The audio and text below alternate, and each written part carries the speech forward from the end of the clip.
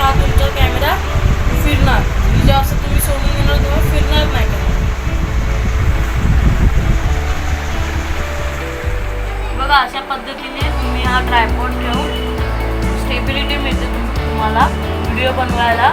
आता जसं माझं इथे फेस दिसत असेल आणि हे बघा हे जास्त हलत पण नाही, कारण ह्याच्या खाली एक रबर असतो त्याच्यामुळे हे हलत नाही जास्त.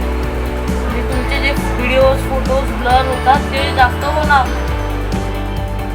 हे बघा आता तुम्हाला आम्ही ट्रायपॉडवरूनच शूट करून दाखवतो आहे.